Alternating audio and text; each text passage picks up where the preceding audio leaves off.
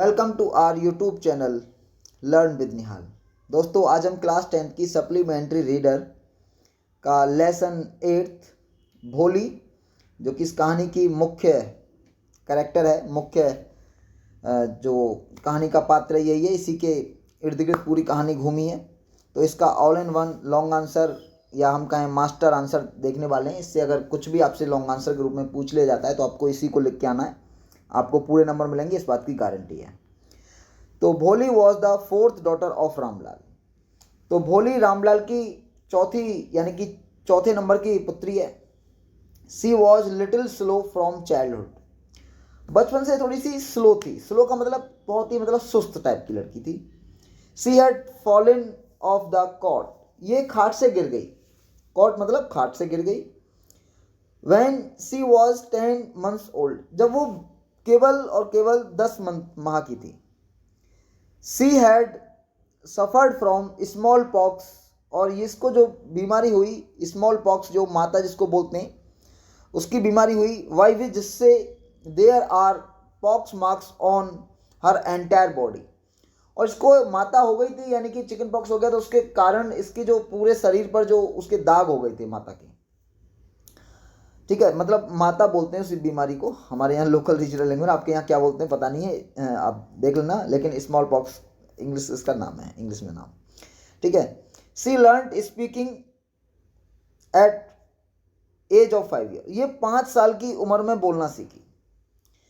C could not speak clearly. और बोलना भी सीखी तो ये ठीक से नहीं, साफ साफ नहीं बोल पाती थी।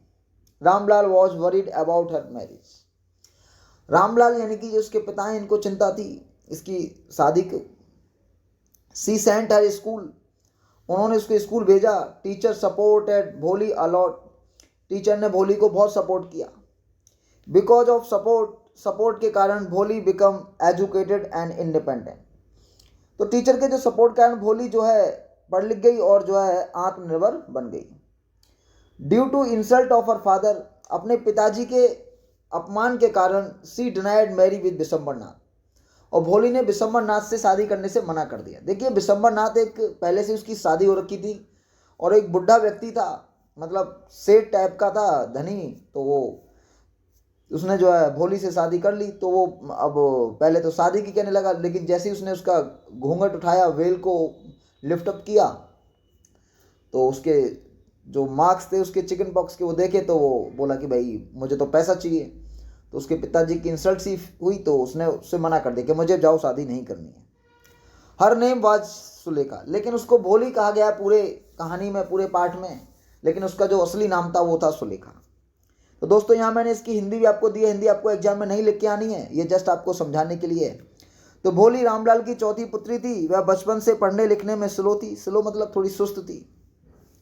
वह खाट से गिर गई थी जब वह 10 महीने की थी। उसे माता हो गई, जिससे उसके पूरे शरीर पर दाग हो गए। वह 5 वर्ष की उम्र में बोलना सीखी, लेकिन वह साफ नहीं बोल सकती थी। रामलाल उसकी शादी को लेकर चिंतित था। उसने उसको स्कूल भेजा। एक अध्यापिका ने भोली का बहुत साथ दिया। सहयोग के कारण भोली शिक्षित और आत्मनिर्भर हो गई। अपने पिता के अपमान के कारण उसने विशंबर नाथ से शादी के लिए इनकार कर दिया। उसका नाम सुलेखा था। तो दोस्तों, अगर आपको वीडियो अच्छी लगी है तो वीडियो को लाइक जरूर करें और चैनल को सब्सक्राइब करिएगा। मिलते हैं आपसे नेक्स्ट वीडियो में, तब तक के लिए बाय, टेक केयर।